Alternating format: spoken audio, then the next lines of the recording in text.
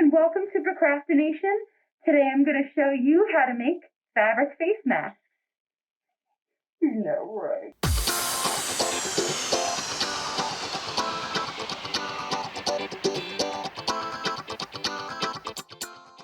It's no news to you guys that we're in the middle of a pandemic.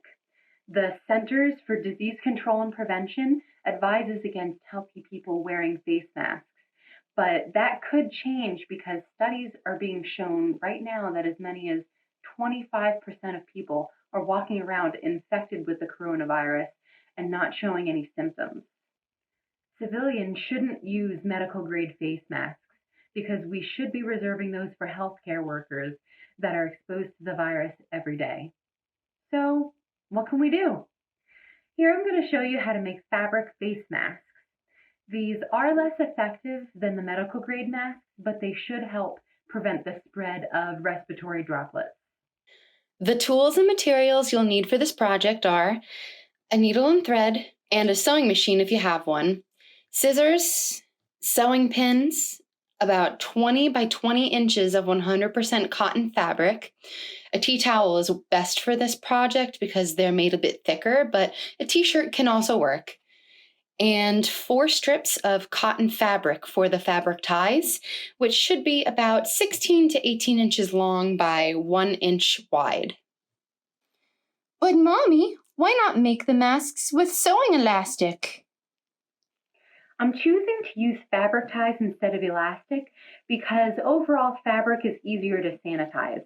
Elastic can't be bleached. Also, if you plan to wear your mask for an extended period of time, then the elastic can hurt behind your ears. And finally, elastic sometimes contains latex, which some people are allergic to. And the biggest reason I'm not using elastic is because I don't have any. Oh, okay.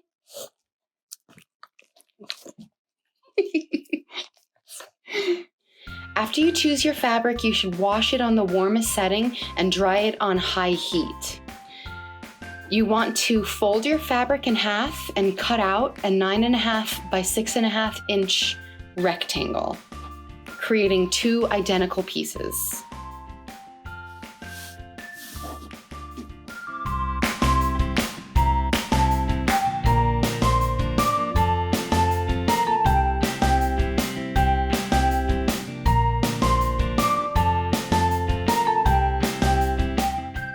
The fabric ties will be a little difficult, so I recommend using lots of sewing pins to help with this part.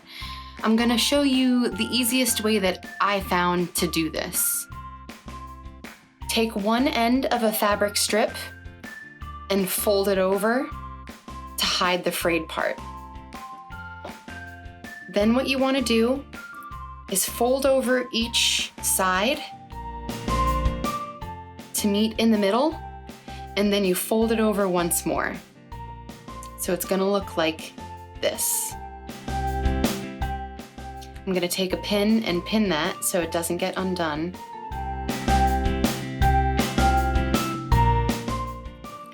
This may take some practice to get used to, but once you do it, it does get easier, I promise. Do this for the entire piece and then repeat it for the other 3 strips.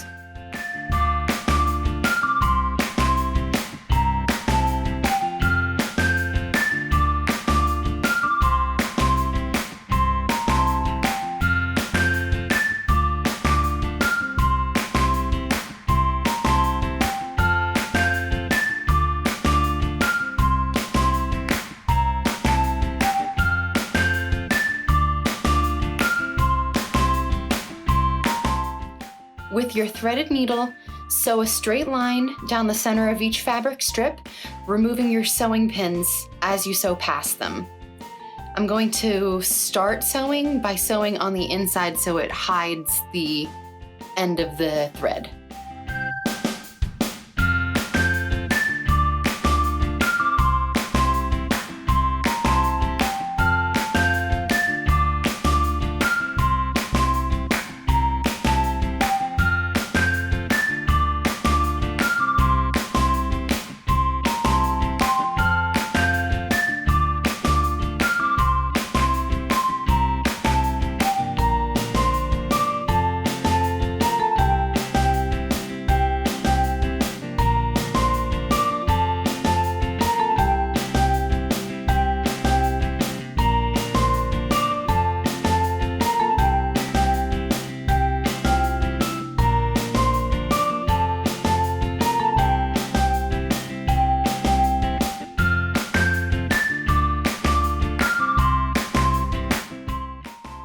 I'm going over the ends a couple of times just to make sure that they are secure in place. And then I'm gonna knot it. So this is what it should look like. It doesn't have to look professional. So we're gonna do this to the other 3. Take one of your fabric rectangles and lay it flat on the table with the pattern facing up. Now you wanna take your fabric ties and pin one in each corner with your sewing pins.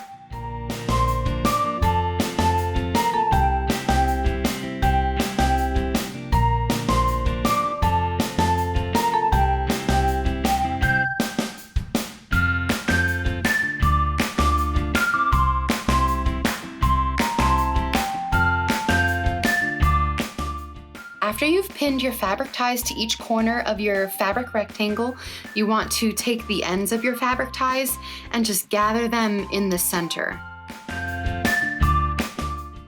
Take your second layer of fabric and lay it on top with the pattern facing down. Line up the fabric with the bottom piece and pin the 2 fabric pieces together around the edges.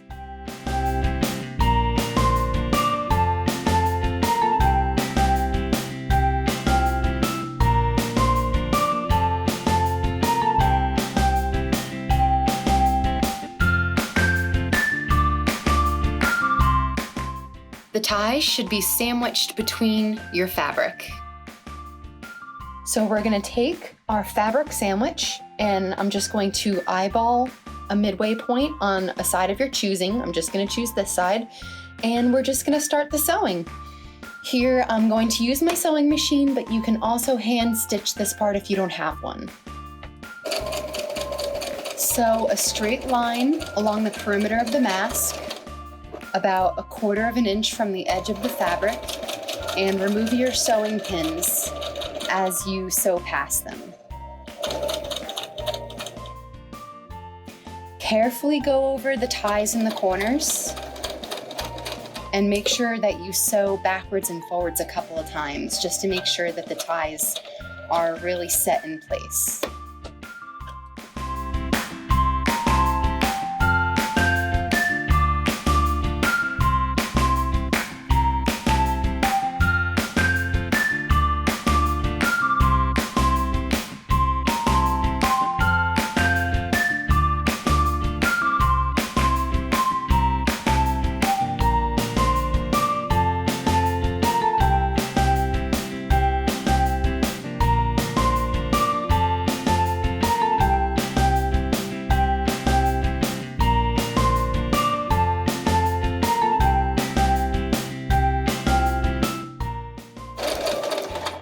Continue to stitch your way towards the starting point, but stop to leave a gap of about 1.5 inches.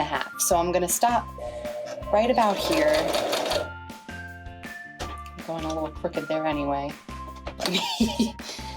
Using the gap that you left, turn your mask inside out. Be very careful because you don't want to pull any of the stitches.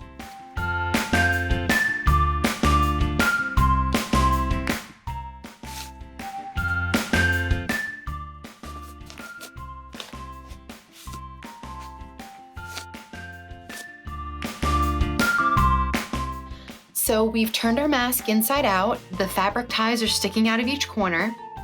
So now this is the challenging part for me personally because apparently I stink at pleating.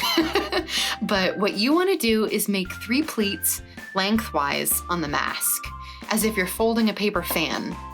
I'm going to make these pleats pretty big because otherwise the fabric will be sticking out on the sides when wearing it, which kind of defeats the purpose of it covering your face.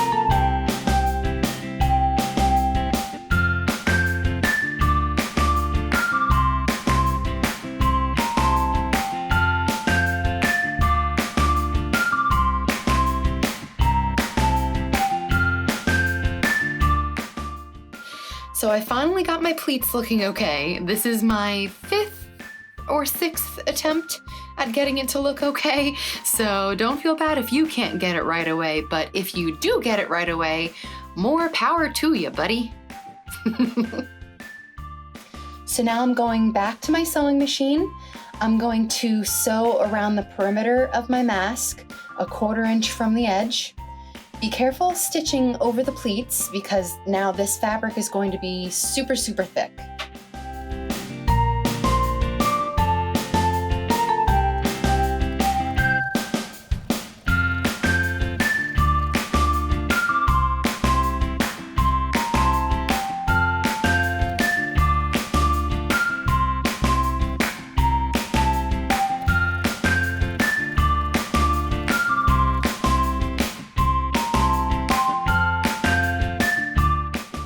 I'm just cutting off all the excess thread now so I can see my line a bit more clearly. All right, it's looking good.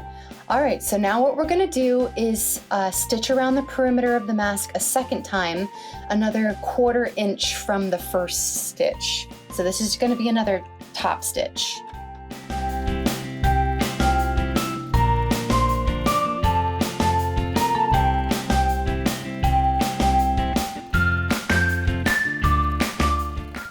Okay, I'm just gonna cut the excess thread again.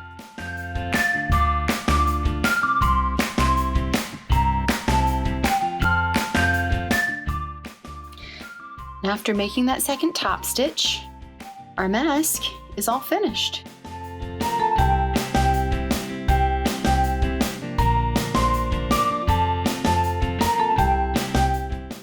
I hope this tutorial has helped you to make face masks for you and your loved ones. If you want to help your community, the Sewing and Crafts Alliance is always updating a list of healthcare facilities near you that are asking for face mask donations. I'll be posting the link to that in the description down below. All right, guys, happy crafting, and I'll see you next time. Bye!